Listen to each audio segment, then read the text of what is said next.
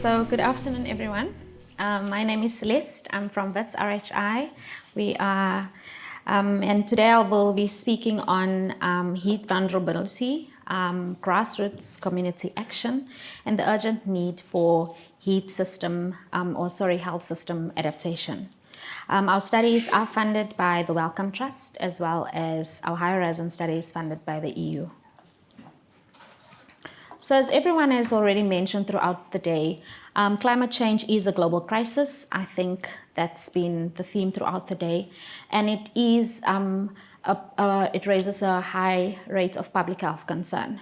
With increasing evidence that we are seeing, these challenges are disproportionately impacting the African continent. Climate and health interlinkages are very complex, and I'll show you in later slides. And it is multidimensional, with Africa bearing the most brunt, with communities and vulnerable populations most affected. We are seeing that our extreme weather events, shifting disease patterns, food insecurity, and waterborne illnesses are intensifying, and it's increasing the number of deaths. And last week, the Africa CDC launched their climate and health continental strategy.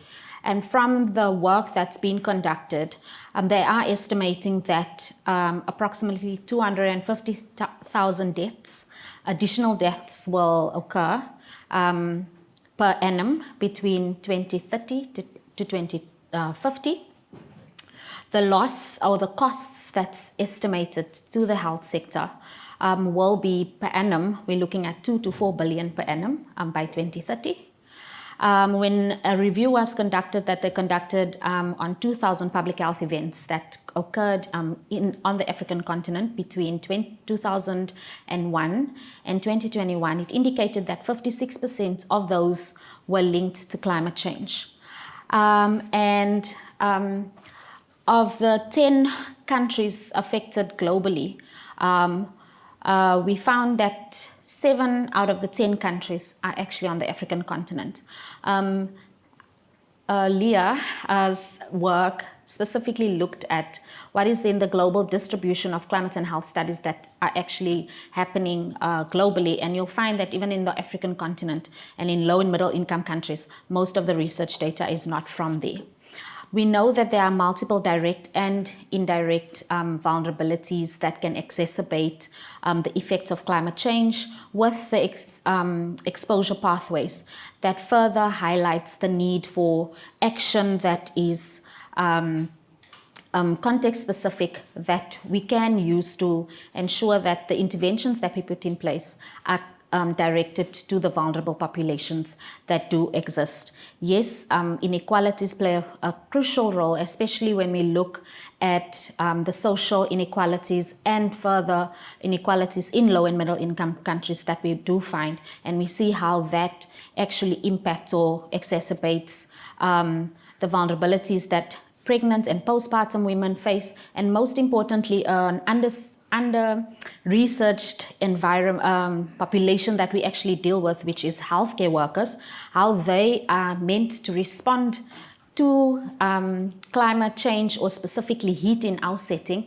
They're supposed to help clients or patients. However, what we do find, they themselves are exposed to extreme heat. So the two studies look at what are the effects of heat and what are the heat adaptations that we need to put in place for pregnant and postpartum women, including their infants, as well as healthcare workers. We do work in South Africa, and that's a more urban, informal settlement, as well as in Zimbabwe, in a rural area called Mount Darwin. In our High Horizons project, we also have an additional site in a high-income country in facilities in Sweden. So just quickly, you'll see that in the South African context, it's a very highly dense population, or it's very highly dense. It's an urban heat island, so it gets very, very hot, and I'll show you what that looks like. In Zimbabwe, in Mount Darwin, it is more sparse, but what we do find in terms of both of our temperatures on the hottest months of the year, it gets extremely hot. And I'll show some data, even if it wasn't January, but you'll see how hot the conditions are. Our climate zones are subtropical. It's dry, especially in the South African setting, and it's a little bit more humid in the Zimbabwean setting. And I think somebody earlier showed that the more humid in future, the environment will be actually more humid, and that is actually more dangerous.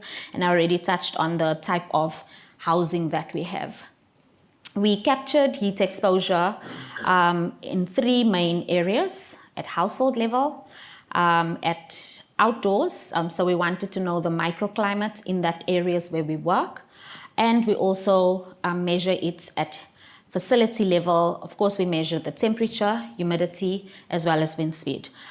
In the South African context, or in the African context, we don't have local thresholds, so we use the American threshold for us to be able to define what our caution, extreme caution, as well as danger levels of exposure are across all these various settings. So just quickly, so what we did find, and this was last year, so 2024, between March and June. As you can see that this was the daily maximum heat exposure that the pregnant women were exposed to during this period, and you'll find that our household temperature was the highest, and some of the houses actually exceeded the 40 degrees Celsius, followed by the clinic that was also very hot, and then by the outdoor. So most of the time our early warning system or the weather meteorological department will tell us there'll be a heat wave, 30 degrees, it's hot, but as you can see, the households that and outdoors, what people are actually experiencing is much higher. We also experienced a heat wave during the month of March last year, and at this time we had about 7 households that were enrolled in the study. And we saw similar results also from our colleagues in Zimbabwe. But you'll see that throughout the day, most of our participants actually were in the extreme caution level, with them even exceeding and above the danger level. And this continued throughout the night, and it's obviously influenced by the built environment. That is something that also came up during the previous session. And when we just looked at, so what are the women saying, about what are they saying about the well-being? So we found that physically and physiologically, their well-being was being affected. They couldn't sleep. They had to sleep on the floor because they felt too hot. You're feeling so hot. I don't know why. I was shouting at him, the partner. Maybe I was just crazy. And at night I don't sleep. And we spoke about how the lack of sleep is actually impacting people's mental health and how they do their daily chores every day. They were irritable, and it disrupted their sleeping patterns. Specifically when we looked at how is that then impacting some of the infants, and some of the women reported difficulty or they would avoid breastfeeding because it's very difficult to feed the baby. And there are some studies currently looking at what are the effects or the impacts of breastfeeding on, among pregnant women. Infants are irritable, and in our setting, a lot of our babies are covered in a lot of blankets. That's just been the norm, and that's how we grow up. But what does that mean from a dehydration perspective and irritability for the kids? When we look at exposure specifically in health facilities, I showed that health facilities are very hot. But in as much as we know that health facilities are hot, we also found that certain units within the health facility are actually hotter than other units.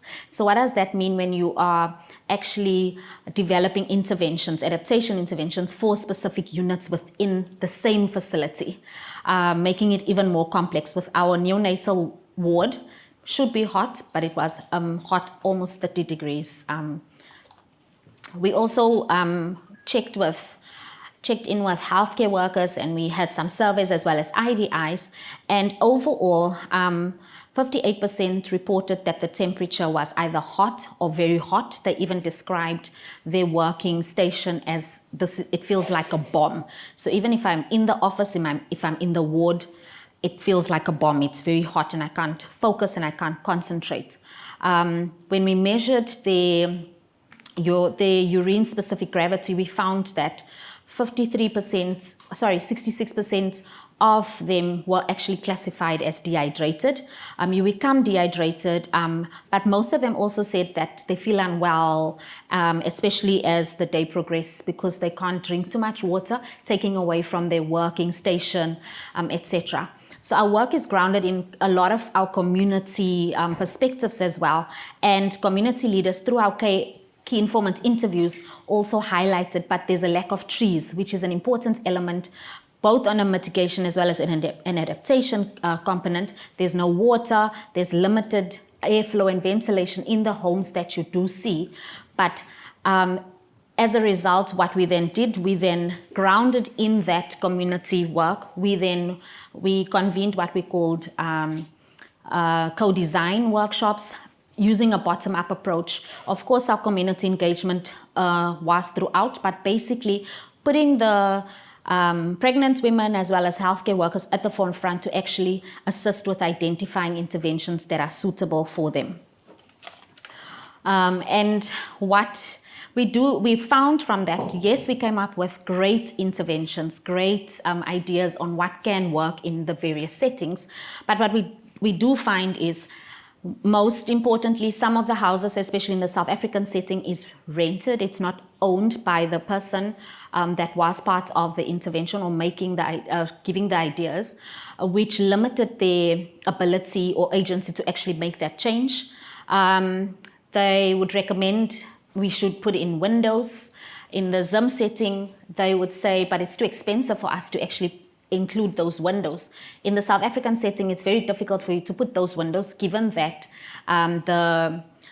they prioritize safety more. So it's unsafe for us to actually have these windows. It's a good idea, but I'll rather be hot and inside than cool outside where I feel unsafe. So they even though the ideas are great, need to plant trees, it's a great idea, but if you look at the conditions, you are unable to plant trees.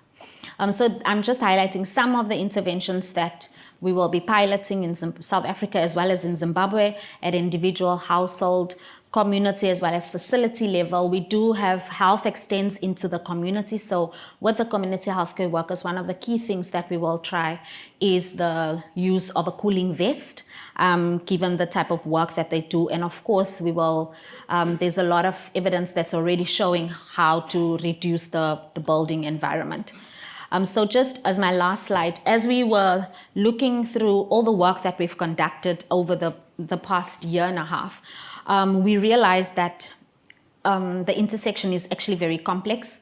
So the capacity needs that you need from the health space, the social space, and it actually extends towards now understanding built environment and influencing that policies as new areas come about. Knowing what those pathways are, especially looking at it from even a longer term effect, how will we influence that policy? And that's some of the work that we are currently busy with. We're doing a lot of work with building capacity among our key stakeholders, researchers, including policymakers, to adopt better approaches to assess risk-based assessments, to manage the effects of health. What we are finding, we established technical working groups both in Zimbabwe and South Africa that specifically focus on identifying an optimum set of indicators for effective monitoring that can strengthen our work.